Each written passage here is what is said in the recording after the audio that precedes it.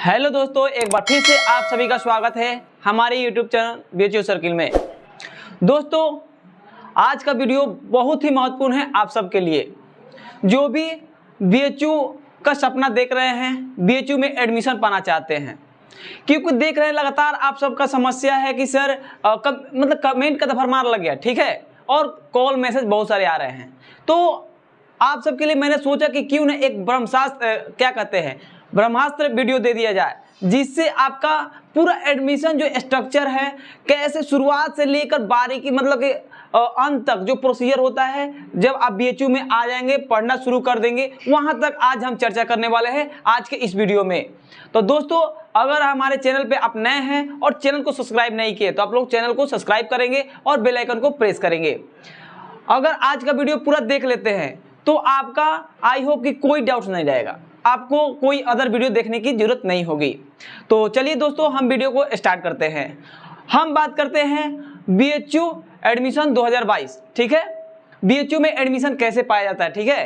तो आपको पता है कि टोटली काम हो चुका है एनटीए की तरफ से और आप लोग पहुंच चुके हैं कहां, वेबसाइट बीएचयू का आधिकारिक वेबसाइट जो है वहां पहुंच चुका है, यानी कि पोर्टल पे, ठीक है, काउंसलिंग पोर्टल पे जो आपका प्रोसीजर है एडमिशन का।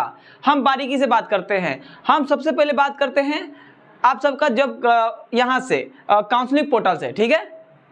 आपको पता है कि काउंसलिंग पोर्टल लॉन्च हो चुका है, आप लोग काउंसलिंग पोर्टल बना भी चुके हैं, ठीक है। अब यहां से आपको कैसे काम करना है हम आज के इस वीडियो में बात करेंगे। बात करते हैं हम, जब आपका काउंसलिंग पोर्टल बन जाता है, ठीक है, उसके बाद आपका चार्ट एक्सपोर्ट साइट बनकर आता है, ठीक है, जैसा कि बन चुका है। उसके बाद आपका प्रेफरेंस एंट्री आता है, जैसा कि प्रेफरेंस एंट्री भी आ चुका है।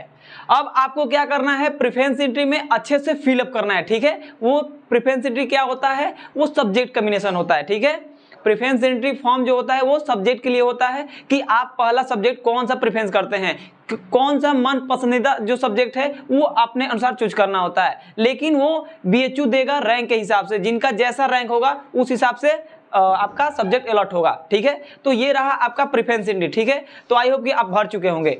अब इसके बाद क्या करना है, ठीक है, उसके बाद आपको कॉल लेटर भेजा जाएगा। सेकंड काम, जब आपका प्रेफरेंस एंट्री भर जाएगा तो कॉल लेटर जाएगा, ठीक है। तो कॉल लेटर, आपका प्रश्न आ रहा है कि सर कितना कॉल लेटर आएंगे हमको, ठीक है। तो आपको टोटली 4 कॉल लेटर भेजे जाएंगे, ठीक है, टोटली 4। एक आपका फैकल्टी ऑफ मेन कैंपस के लिए 2 होता है। आपको पता है कि एडमिशन का 2 प्रोसेस होता है, 2 प्रोसीजर के माध्यम से एडमिशन होता है, एक रेगुलर सीट और दूसरा है पैड सीट, ठीक है। तो मेन कैंपस का 2 भेजे जाएंगे, ठीक है। पहला आपका रेगुलर सीट का कॉल लेटर और दूसरा पैड सीट का मेन कैंपस के लिए। उसके बाद अगर मानते हैं किसी का मेन कैंपस में नहीं हुआ, ठीक है, तो उनको और भी कॉल लेटर भेजे जाते हैं। वो किस लिए, एफिलिएटेड कॉलेज के लिए। उसमें आपका रेगुलर सीट और दूसरा होता है पैड सीट। तो आपको पता हो गया कि कॉल लेटर टोटली कितने जाएंगे, 4, सिर्फ और सिर्फ 4 जाएंगे। अगर 4 में आपका एडमिशन नहीं होता है तो बाकी नहीं होगा, ठीक है। तो आपको ये भी पता हो गया कॉल लेटर, लेकिन कॉल लेटर कब जाएंगे, तो आपको बहुत जल्द कॉल लेटर प्रोवाइड कर दिया जाएगा, तो इसके लिए निश्चिंत रहेंगे, ठीक है। जब आपका कॉल लेटर चला जाता है उसके बाद आपको क्या करना होगा, उस पर टोटली मेंशन होगा नाम, roll code, roll number, application number, उसके बाद जो रैंक होगा, कैटेगरी रैंक, ठीक है। उसके बाद डिटेल्स माता पिता का जो भी होगा, ये सारे आपको उसमें मेंशन रहेंगे, ठीक है। उसके बाद आपको पहले तो ऑफलाइन होता था तो वेन्यू दिया जाता था आपको बीएचयू में, कहाँ किस फैकल्टी में आपका काउंसलिंग होगा, ठीक है। तो इस बार टाइमिंग आपका रहेगा, टाइमिंग और डेट, किस दिन काउंसलिंग कराएंगे, ठीक है, उसका मेंशन रहेगा।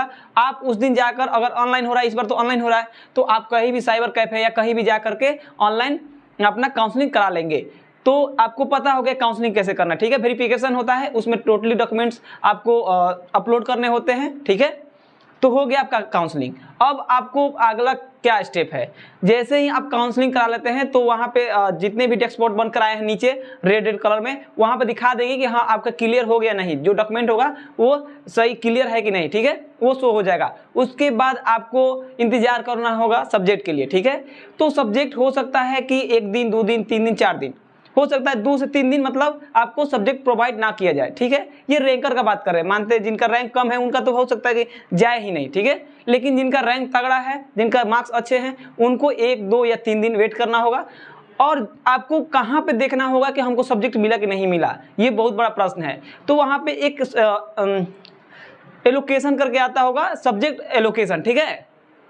सब्जेक्ट एलोकेशन में जाकर एक डैशबोर्ड है, आप जाकर क्लिक करेंगे तो वहाँ पे शो करेगा टोटली जो सीरियल नंबर होगा, कोर्स होगा, उसके बाद आपका किस कोटा के माध्यम से हुआ है, SC ST या जनरल EWS, ये सारे होंगे। उसके बाद डेडलाइन होंगे, कोर्स होंगे, सब्जेक्ट कौन से मिल रहे हैं, उसके बाद स्टेटस, ठीक है। डेडलाइन के बाद कि अगर आप मिल जाता है पेमेंट का टाइम, देखिए हाँ, उसके बाद अगर सब्जेक्ट मिल जाता है तो पेमेंट का डेडलाइन का टाइम मिलता है, ठीक है। तो जैसे ही सब्जेक्ट आज मिला शाम हमको मानते हैं 6 बजे, तो कल आपका टाइम जो टाइमिंग होगा पेमेंट करने का वो कल 6 बजे तक, ठीक है। मात्र 24 घंटा आपको मिलता है पैसा जमा करने के लिए। अगर आप उसके बीच पैसा नहीं जमा करते हैं तो आपका एडमिशन निरस्त कर दिया जाएगा। उसके बाद आपको रोए या कुछ करे, इसका जिम्मेवार BHU नहीं होगा। तो ये कतई आप लोग भूलेंगे नहीं पेमेंट को लेकर, बहुत सारे बच्चे भूल जाते हैं, ठीक है, और पोर्टल नहीं चेक करते हैं। तो आप लोग काउंसलिंग करा लेंगे तो आप लोग पोर्टल बार बार चेक करते रहेंगे, ठीक है। तो ये रहा आपका जो कोर्स एलोकेशन है इसका बात, ठीक है। अब आपका मानते हैं कोर्स भी मिल गया, पेमेंट भी कर दिए, अब इसके बाद क्या करेंगे, ठीक है। बहुत अच्छा प्रश्न है। जब आपका एडमिशन हो जाएगा तो क्या करता है कि एक एडमिट कार्ड निकल कर आता है, ठीक है, साइड में। जैसे आप पेमेंट कर देंगे उसके बाद, हाँ एक और सवाल, अगर मानते हैं देखिए कोई सब्जेक्ट मानते हैं अलॉट हुआ, आप प्रेफरेंस भरे थे हिस्ट्री पॉलिटिकल जियोग्राफी फर्स्ट में, सेकेंड में मानते हैं सोशियोलॉजी हिस्ट्री पॉलिटिकल भरे थे, थर्ड में मानते हैं इकोनॉमिक्स भरे थे, ऐसे करके भरे, ठीक है। आपको थर्ड नंबर अलॉट कर दिया गया, ठीक है, और आप इंटरेस्टेड नहीं है, मतलब कि आप वो लेना नहीं चाहते हैं, ठीक है। अपग्रेड रूल हम बता रहे हैं, ठीक है। तो यहाँ पे आप क्या करेंगे, पेमेंट केवल कर देंगे, ठीक है, लॉक नहीं कराएंगे। एक लॉक रूल होता है, जो सब्जेक्ट होता है लॉक कराया जाता है, ठीक है, वो मेल के माध्यम से किया जाता है। तो हम बाद के वीडियो में ही बता देंगे कैसे आपको लॉक करना है, किस मेल पे करना होगा, ठीक है। लेकिन अभी अपग्रेड रूल जान लेते हैं। तो मानते हैं कि आपको इकोनॉमिक सब्जेक्ट इंटरेस्टेड नहीं है, तो आप क्या करेंगे, केवल पेमेंट कर देंगे, टाइम से अपना पेमेंट कर देंगे, ठीक है। और अपग्रेड होना होगा तो आपको इकोनॉमिक्स अगर मानते हैं सीट खाली होगा तो क्या होगा, इकोनॉमिक्स छोड़कर ऊपर मानते हैं कि पॉलिटिकल या हिस्ट्री या ज्योग्राफी जो भी भरे होंगे, अगर जाता है तो ठीक, नहीं जाता है तो कोई बात नहीं, अपने आप भी लॉक हो जाता है। अगर नहीं हुआ तो आप एक BHU की तरफ से मेल मिलता है वो लॉक कराने के लिए, ठीक है, तो आपको प्रोवाइड हो जाएगा उस समय में, तो आप लॉक करा सकते हैं मेल करके, ठीक है। तो ये आपका अपग्रेड रूल रहा, ठीक है। उसके बाद देखिए जैसे ही आप पेमेंट कर दिए, लॉक भी हो गया, लॉक हो गया। उसके बाद आपका एक एडमिट कार्ड आता है, ठीक है, वो एडमिट कार्ड आपको निकाल करके उस पर आपका टोटली रहेगा, जो सब्जेक्ट कॉम्बिनेशन रहेगा उस पर रहेगा, आपको सबमिट करना होगा BHU आकर के, ठीक है, ऑफलाइन आकर के, वो आपका मेंशन रहेगा किस दिन आना है BHU। उसके बाद आपका जो भी डॉक्यूमेंट्स नहीं दिए होंगे आप ला करके सबमिट कर सकते हैं, वेरिफिकेशन कर सकते हैं, ठीक है। तो जैसे ही आप BHU उस दिन आते हैं उसके बाद BHU का ठप्पा लग जाता है, मुहर लग जाता है कि आप प्रॉपरली BHU के छात्र हो गए। उसके बाद आई कार्ड बनता है, ठीक है, आई कार्ड हम दिखा देंगे आप सभी को कि आई कार्ड कैसा बनता है। तो आप वेरिफिकेशन कराएंगे, उसके बाद टोटली आपको जो भी ID OD या चाहे जो भी सुविधाएं हैं आपको सारे फैसिलिटीज मिलना शुरू हो जाएंगे। तो ये आपके लिए रहा कि टोटली कैसे काम करना है, ठीक है। और एक और लास्ट में बात कर लेते हैं कि पैड सीट रेगुलर सीट, ठीक है। तो देखिए पैड सीट रेगुलर सीट क्या होता है, रेगुलर सीट का आपका फी कम होता है और पैड सीट का ज़्यादा पैसे लगते हैं, ठीक है। टोटली सीट का जो भी फैकल्टी मानते हैं कि सोशल फैकल्टी में 573 सीट है, इसका 15% जो होता है वो पैड सीट में चला जाता है, ठीक है। तो पैड सीट में आपको पता है कि ज़्यादा सीट नहीं होते हैं।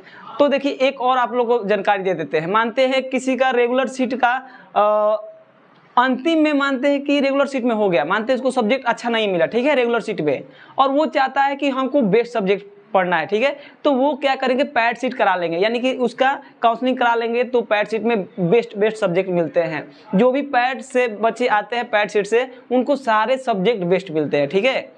तो जिन बच्चे को रेगुलर पे अच्छा सब्जेक्ट नहीं मिलता है वो पैड पे भी काउंसलिंग कराते हैं। तो आप सब भी अगर मानते हैं कि हमको ज्योग्राफी पढ़ना है और ज्योग्राफी रेगुलर सीट में नहीं मिला और पैड पे मिलने के चांस है तो वो काउंसलिंग करा लेंगे पैड सीट का भी, ठीक है। उसके बाद आता है हॉस्टल का, ठीक है। हॉस्टल का क्या प्रोसीजर है, तो हॉस्टल का प्रोसीजर यही है कि जब आप प्रेफरेंस इंट्री को भरते होंगे वहाँ पे यस कर देना होगा, ठीक है। आप यस करे होंगे तो आपको बिल्कुल मिलेगा, लेकिन हाँ आप उसके लिए एलिजिबल होंगे, रैंक होंगे तब। तो इसका आपका बता दें कि हॉस्टल का क्या प्रोसीजर है, तो 2 प्रोसीजर है आपका। एक है मार्क्स, जो आपके स्कोर कार्ड है NTA के द्वारा, वो मार्क्स आधारित होगा। और दूसरा आपका डिस्टेंस, ठीक है, केवल मार्क्स मानते हैं कि आपका तगड़ा मार्क्स आए हैं तो उस आधार पे बिल्कुल आपको हॉस्टल नहीं प्रोवाइड किया जाएगा। लेकिन दूरी ठीक ठाक है और मार्क्स भी ठीक है तो दोनों मिलाकर, दोनों वेटेज को मिला करके जिनका रैंक अच्छा बनेगा उनको हॉस्टल प्रोवाइड होता है, ठीक है। और आपको बता ही दिए कि टोटल कितने हॉस्टल है और कितने सीट है एक हॉस्टल में, ठीक है। तो हॉस्टल से संबंधित कोई भी डाउट्स होगा तो पूछ सकते हैं, बाकी आप जान गए कि क्या प्रोसीजर है, ठीक है।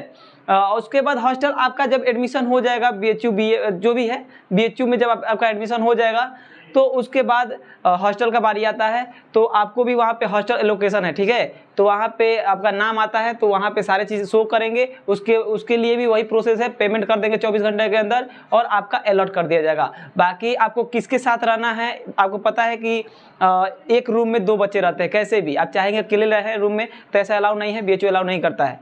तो अपने प्रिय मित्र को ढूंढ लेंगे कि किसको हम रखना चाहते हैं, आप उनके साथ रह सकते हैं, ठीक है। बाकी यही रहा, बाकी और भी इससे संबंधित कोई डाउट्स होता है तो आप लोग पूछ सकते हैं। तो ये सारा जानकारी रहा एडमिशन प्रोसेस से संबंधित, ठीक है। अगर और भी कुछ छूटा हो इससे संबंधित तो आप कमेंट बॉक्स है, कमेंट कर सकते हैं, बाकी उसका रिप्लाई देने की पूरी कोशिश करेंगे। बाकी आज के लिए इतना ही। आई होप कि पूरे BHU